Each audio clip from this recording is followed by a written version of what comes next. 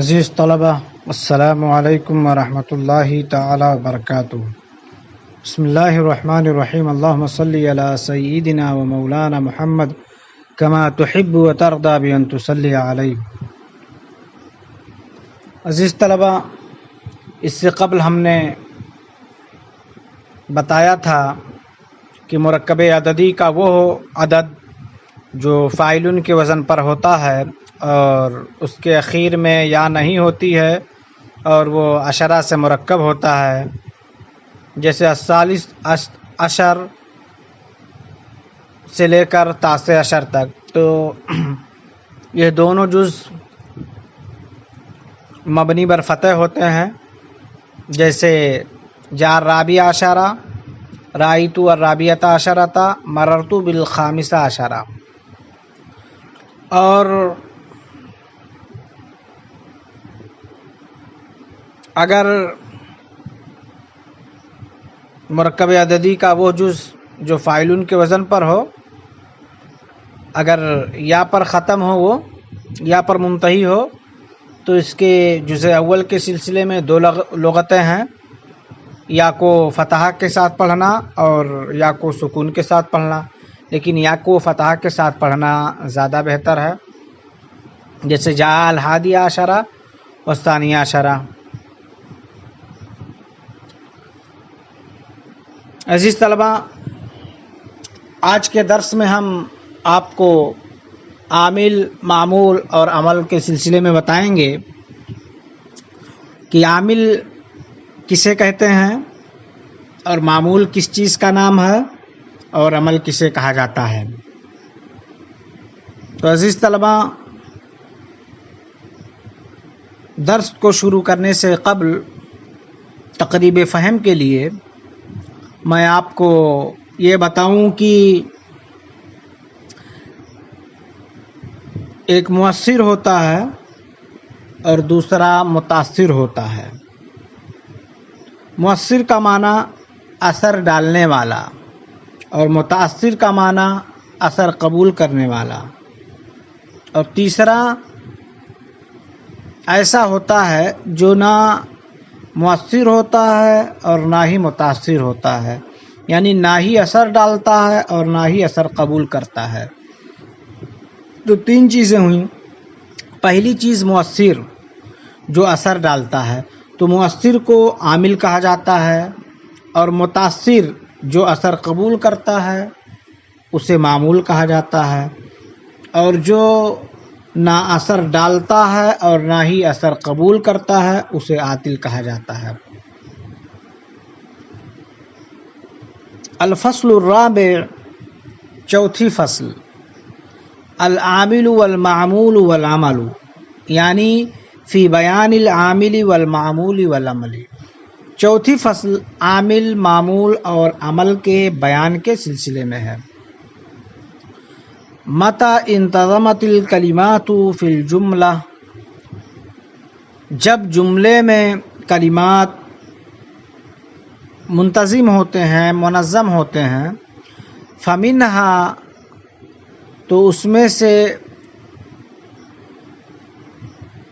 بعض وہ ہے ما یؤثر فی ما یلیہ، جو اثر ڈالتا ہے اس چیز میں، فی ما یلیہ، جو اس سے متصل ہوتا ہے، یعنی جو اپنے ما بعد میں اثر ڈالتا ہے۔ ومنہا ما یؤثر فیہ ما قبل، اور بعض وہ کلمے ہوتے ہیں جن میں ان کا ما قبل اثر ڈالتا ہے۔ ومنہا ما لا یؤثر ولا یتاثر، اور بعض وہ ہیں جو نہ اثر ڈالتے ہیں اور نہ ہی اثر قبول کرتے ہیں۔ یسمى الاول عاملا، پہلے کو عامل کہا جاتا ہے، والثانی معمولا، اور دوسرے کو معمول کہا جاتا ہے، والثالث عاطلا، اور تیسرے کو عاطل کہا جاتا ہے۔ والنتیجۃ الحاصلۃ من فعل المؤثر وانفعال المتاثر ہی الاثر المسمى بالعمل والاعراب، مؤثر اثر ڈالنے والے کو فعل بھی کہتے ہیں، متاثر اثر قبول کرنے والے کو انفعال بھی کہا جاتا ہے۔ والنتیجۃ الحاصلۃ من فعل المؤثر و انفعال المتاثر، اور وہ نتیجہ جو متاثر اور مؤثر کے فعل سے حاصل ہوتا ہے، ہی الاثر، وہی اثر ہے، المسمى بالعمل والاعراب، جسے عمل اور اعراب کا نام دیا جاتا ہے، جسے عمل اور اعراب کہا جاتا ہے۔ تو عزیز طلبہ، اس عبارت کا مطلب یہ ہوا کہ کلمات تین طرح کے ہوتے ہیں۔ ایک کلمہ تو وہ ہوتا ہے جو اپنے ما قبل میں اثر ڈالتا ہے، اسے عامل کہا جاتا ہے، اور دوسرا کلمہ وہ ہوتا ہے کہ جس میں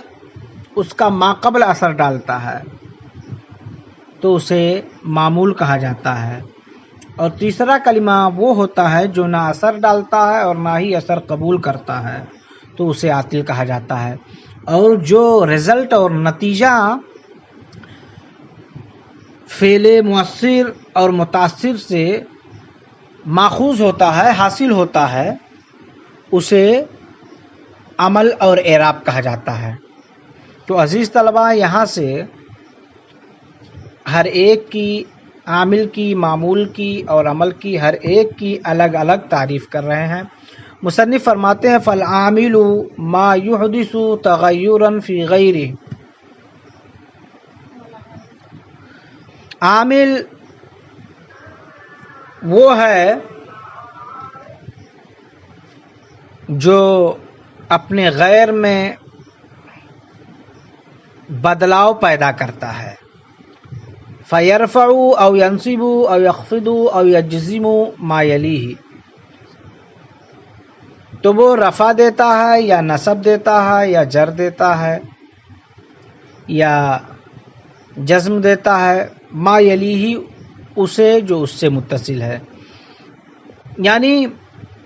عامل اسے کہا جاتا ہے جو دوسرے میں تبدیلی اور بدلاؤ پیدا کرتا ہے، تو کبھی وہ رفع چاہتا ہے تو رفع دیتا ہے، اور نصب کا تقاضا کرتا ہے تو نصب دیتا ہے، کبھی کسرے کا مطالبہ ہوتا ہے عامل کا تو وہ کسرہ دیتا ہے، اور کبھی جزم کو چاہتا ہے تو جزم دیتا ہے اپنے ما قبل کو۔ والعامل والعوامل قسمان لفظیۃ و معنویہ، عوامل کی دو قسمیں ہیں، لفظی اور معنوی۔ عامل لفظی کی تعریف کرتے ہوئے فرماتے ہیں ہی المؤثرۃ الملفوظۃ حقیقۃ او حکما، عامل لفظی وہ مؤثر ہے جس کا حقیقتاً اور حکماً تلفظ کیا جاتا ہے، یا جس کا حقیقتاً یا حکماً تلفظ کیا جائے۔ فالعامل الملفوظ حقیقتاً، پس وہ عامل جس کا حقیقتاً تلفظ کیا جائے، هو المذکور فی العبارہ، وہ ہے جس کو عبارت میں ذکر کیا جاتا ہے یا جو عبارت میں مذکور ہو، نہ ہو جیسے لن فی قولہ تعالی،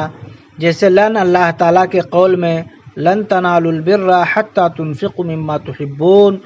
تم ہرگز بھلائی کو نہ پاؤ گے یہاں تک کہ تم اپنی محبوب اور پسندیدہ چیز کو خرچ کرو۔ تو عزیز طلبہ، اس مثال میں آپ دیکھیں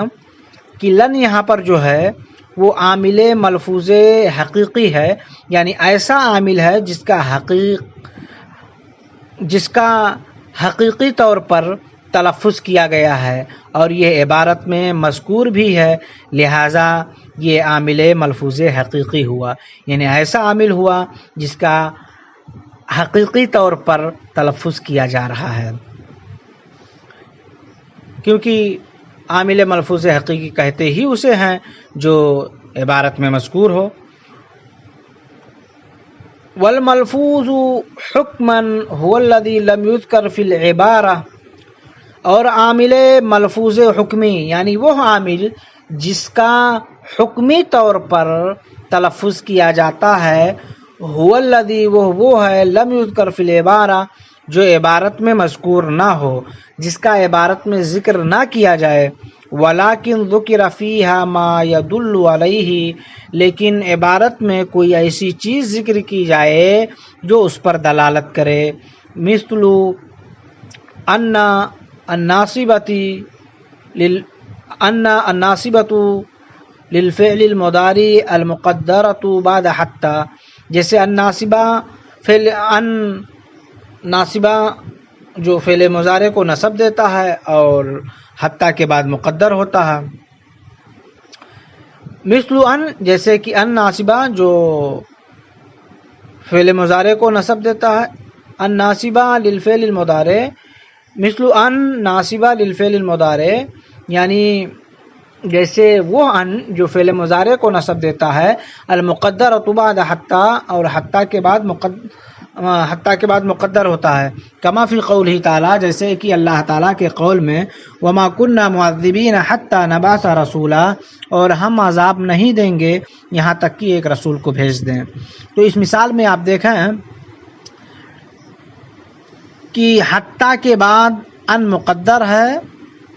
جو نبعث فعل مضارع کو نصب دے رہا ہے، اور ان یہ ایک ایسا عامل ہے جس کا تلفظ حکمی طور پر ہے اور ان عبارت میں مذکور نہیں ہے، لیکن ایک ایسی چیز اس میں عبارت میں ذکر کر دی گئی ہے جو ان پر دلالت کر رہی ہے، اور وہ ہے لفظ حتی۔ والعوامل المعنویۃ ہی المؤثرۃ الغیر الملفوظۃ حقیقۃ و حکما، عوامل معنویہ کی تعریف کر رہے ہیں کہ عامل معنوی وہ مؤثر ہے جس کا حقیقتاً یا حکماً تلفظ نہ کیا جائے،